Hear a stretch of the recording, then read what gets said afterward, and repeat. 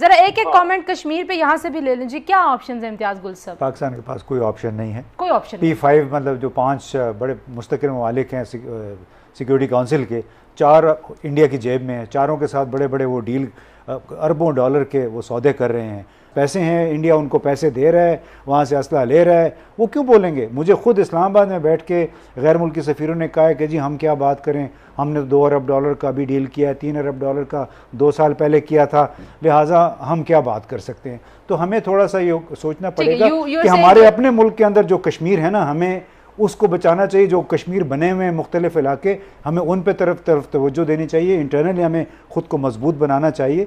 ये जो this is the only option कि आप इंटरनल स्टेबिलिटी को लेके आएंगे तो शायद आपकी बात भी और यही बात हमें चीन वाले भी कहते हैं। Subscribe now and press the bell icon, never miss an update. देखिए, मसला ये है कि हिंदुस्तान एक बहुत बड़ा मुल्क है आबादी के लिहाज से, और एक बड़ी तारीख भी है, और उनका अपना एक राइट है अपने निज़ाम के तहत अपने मुल्क को चलाना। लेकिन अगर वो डिफाइंट हैं यूनाइटेड नेशन के चार्टर, यूनाइटेड नेशन के रेजोल्यूशन, जनेवा कन्वेंशन, तो फिर उससे डेफिनेटली उनकी बड़ाई या अजमत के ऊपर दाग आता है। हिंदुस्तान की तारीख ये रही है कि वो हेजिमोनिस्टिक डिजाइन के साथ वो चाहते हैं कि उनकी अजारादारी हो साउथ एशिया में, बिकॉज हिंदुस्तान एक बड़ी डाइवर्सिफाइड सोसाइटी है, और उसकी स्ट्रेंथ इसी में होनी चाहिए कि आप सारे मज़ाहिब की, सारे लोगों की, सारी रियासतों की, यूनाइटेड नेशन के चार्टर की, पड़ोसियों के हकूक का ख्याल रखें। और यही रोना इंडिया के अंदर भी सेम एलिमेंट्स रो रहे हैं। अच्छा जैन साहब, I come back to you, this is very important point. मैं इसी के ऊपर अपना अगला सवाल इम्तियाज गुल साहब आपसे करूंगी। इंडिया अभी जैसे जैन साहब कह रहे हैं कि इंडिया के अंदर भी ऐसे एलिमेंट्स हैं कि जो हिंदुत्व का जो उनका सारा एक मूवमेंट चल रही है मोदी साहब की, और जो वो कोशिशें कर रहे हैं, जो वो काम कर रहे हैं, उसके ऊपर बहुत ज़्यादा रेजिस्टेंस है। आज का भारत मुख्तलिफ लगता है आपको?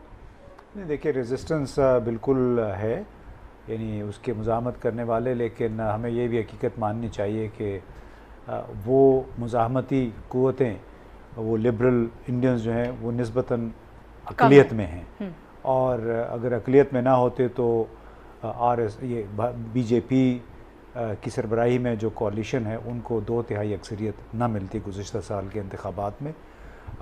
उसमें बदकिस्मती ये है कि आपने अमेरिका में भी देखा कि किस तरह सफ़ेद फार्म जो अमेरिकी थे उनको सदर ट्रंप ने बिल्कुल गैल्वेनाइज़ किया अपनी इंतखाबी मुहिम के दौरान। उनको बहुत ज़्यादा वोट मिले, और इस दफ़ा हो सकता है कि उससे भी ज़्यादा वोट मिल जाए। तो यही काम भारत में हुआ है, और जो हिंदुत्व या भारत के लिए, हिंदुओं के लिए, वो मेरा ख़्याल है उस पर बड़ी शद्दोमत के साथ काम कर, लोगों ने उसको लब्बैक भी कहा है।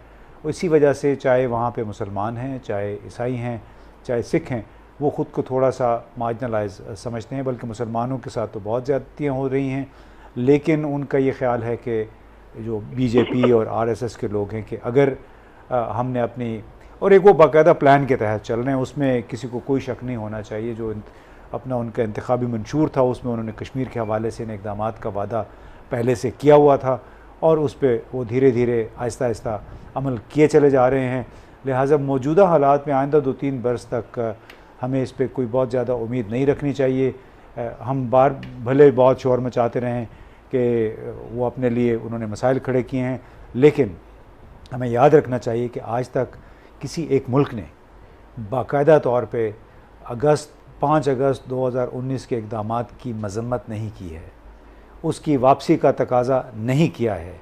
इसी तरह इस साल जो वहाँ पे हो रहा है, अब तक जो मुहासरा चल रहा है, अब तक किसी मुल्क ने बाज़ाब्ता तौर पे उस पर एहतजाज नहीं किया है, क्योंकि लोगों के इक़्तिसादी मफादात जुड़े हुए हैं। सिर्फ अमेरिका के इस वक्त डील चल रहे हैं, आर्म्स डील दिफाई नौइयत के 8 से 10 बिलियन डॉलर के, फ्रांस के साथ 9 बिलियन डॉलर का उनका राफेल जो जंगी तैयारी हैं उसका डील चल रहा है। रूस के साथ से उन्होंने 5.5 अरब डॉलर के वो S-400 मिसाइल सिस्टम ले रहे हैं। तो हमें थोड़ा सा एक हकीकत पसंदी का मुजाहरा करना चाहिए। भले भारत को शामिल कर दिया गया रिलीजियस फ्रीडम वॉच लिस्ट में अमेरिका की तरफ से, लेकिन वो कोई बाइंडिंग इदारा नहीं, वो एक मुशावरती इदारा है, वो अपने एक रिपोर्ट दे देते हैं। आप कह रहे हैं कि अगले 3 साल ये स्टेटस को ऐसे रहेगा और वो अपने एजेंडे पे अमल पैरा रहेंगे। नकवी साहब, आपको क्या लगता है कि कोई ऐसे हालात खित्ते में तब्दील हो रहे हैं कि जिसकी वजह से भारत को लगे कि अमन की तरफ जाना चाहिए, कश्मीर के हल की तरफ जाना चाहिए? देखिए, ये आदमी इस वक्त तो आगे का जो तस्वर कर सकता है वही बात की जा सकती है। भारत की पोजीशन अभी भी काफ़ी मजबूत है, दुनिया में बड़ी अहमियत है उसको, उसके इक़्तिसादी हालात भी उसके अभी तक अच्छे जा रहे हैं, हालांकि अब उसमें काफ़ी मुश्किलात आगे नज़र आ रही हैं। वहाँ पे एडवाइजरीज़ जो चलती हैं बिज़नेस ऑर्गेनाइजेशंस की और ट्रांसपेरेंसी की और मूडीज़ की, उससे जो है ना वो लग रहा है कि आगे चल के ज़रा भारत की इकॉनमी डाउनग्रेड हो जाएगी। अच्छा, तो ये तो है कि उनकी अभी भी उनके ऊपर कोई प्रेशर नहीं पड़ा है। ये सही कह रहे हैं कि किसी मुल्क ने मजम्मत नहीं की अगस्त 5 की, किसी मुल्क ने उनको किसी तरह से भी उस तनकीद का निशाना नहीं बनाया। लेकिन दूसरी तरफ, और मैं उसका जिक्र करता हूँ कि भारत के रियासत का किरदार और उसकी नौयत बदल रही है। वो एक सेकुलर स्टेट से अब हिंदू राष्ट्र बन रहा है। जन साहब, ये हकीकत पसंदी से सोचने से मुराद हम क्या लें? इम्तियाज़ गुल साहब कहते हैं कि किसी ने अभी तक बाज़ाब्ता बाकायदा तौर पे नहीं कहा कि भारत ने जो गैर आइनी इकदाम किए हैं कश्मीर के स्टेटस के हवाले से वो उनको अंडू करे, उनको वापस ले। देखिए तंजीला, ये इम्तियाज़ गुल साहब ने बड़ी खूबसूरती से प्रिवेलिंग एनवायरनमेंट का अहाता किया है, वेरी रियलिस्टिकली। लेकिन द पॉइंट इज कि इस स्टेटस को तोड़ना किसने है? पॉइंट ये है, हमारे लिए ये चैलेंजेस हैं कि इंडिया एक बड़ा मुल्क है, वो एक बड़ी मंडी है उनके, और यूनाइटेड नेशन जो है वो बिल्कुल अदारा बना हुआ है और सुपर पावर्स के अपने इंटरेस्ट है। नो, ये ग्राउंड रियलिटीज हैं जिनमें हमने ऑपरेट करना है। अभी हमने ये देखना है कि ये एक ऐसी तिकोन है जिसका एक एंगल है इंडिया, दूसरा एंगल है पाकिस्तान और तीसरा है वर्ल्ड पावर, मीडिया और उनका रिएक्शन। अगर इंडिया इस तिकोन के सेंटर में कश्मीर है, अगर इंडिया इसके ऊपर आग लगाता है, बरसाता है, तो अगर वेस्ट बोल उठा है तो वो इसलिए नहीं बोल उठा कि पाकिस्तान वाला एंगल एक्टिव हुआ है, वो इसलिए हुआ है कि इंडिया ने हदूद क्रॉस की है। तो यूएनओ में भी बात चली गई है, बैनुल-अक़वामी मीडिया भी बोला है, वाशिंगटन पोस्ट भी बोला है। हमने ये देखना है कि हमारी लीडरशिप का चैलेंज ये है कि अंडर दीज सर्कमस्टांसेस, जब इस तरह के एडवर्स एनवायरनमेंट है, हमारी क्या प्रोएक्टिव स्ट्रेटेजी हो ताकि हम इन चैलेंजेस को न्यूट्रलाइज कर सकें। आप अगर ब्रीफली मुझे एक जुमले में बताएं कि क्या हो, मैं फिर एक कमेंट यहाँ से लेके फिर अगले टॉपिक की तरफ बढ़ूंगी। क्या प्रोएक्टिव स्ट्रेटेजी हो सकती है? पाकिस्तान के पास ऑप्शंस क्या हैं? देखिए, पाकिस्तान को एक तो पूरी दुनिया में जो यूनाइटेड नेशन के मेंबर्स हैं उनसे इंटरैक्ट करना चाहिए, और सिर्फ ट्वीट के ऊपर या टेलीफोन पे नहीं, प्राइम मिनिस्टर को भी विजिट करना चाहिए।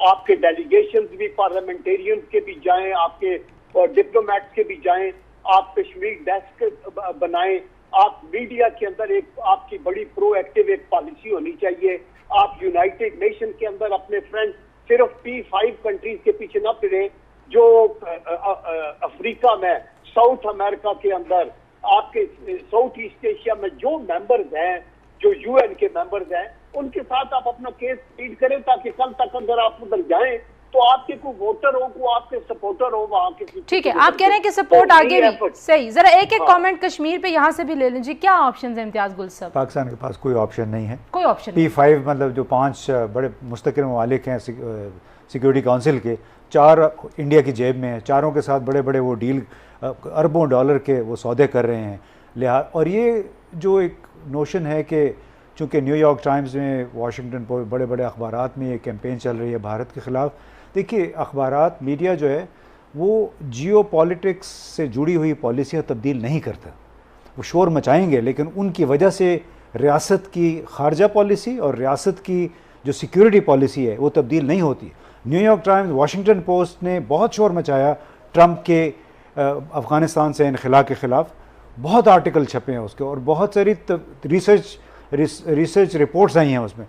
कुछ भी नहीं है, वो उसने पहले 4000 कम किए, अभी कह रहे हैं कि महीने के बाद वो 4000 तो ये जो पब्लिक डिस्कोर्स है, it doesn't play any role. देखिए जी, इट्स ऑल अबाउट इकोनॉमी, इक्तिसादी मफादात हैं। अगर आपके पास पैसे हैं, इंडिया उनको पैसे दे रहा है, वहाँ से असला ले रहा है, वो क्यों बोलेंगे? मुझे खुद इस्लामाबाद में बैठ के गैर मुल्की सफ़ीरों ने कहा है कि जी हम क्या बात करें, हमने $2 अरब का भी डील किया है, $3 अरब का 2 साल पहले किया था, लिहाजा हम क्या बात कर सकते हैं। तो हमें थोड़ा सा ये सोचना पड़ेगा कि हमारे अपने मुल्क के अंदर जो कश्मीर है ना, हमें उसको बचाना चाहिए। जो कश्मीर बने हुए हैं मुख्तलिफ इलाके, हमें उन पे तरफ तवज्जो देनी चाहिए। इंटरनली हमें खुद को मजबूत बनाना चाहिए।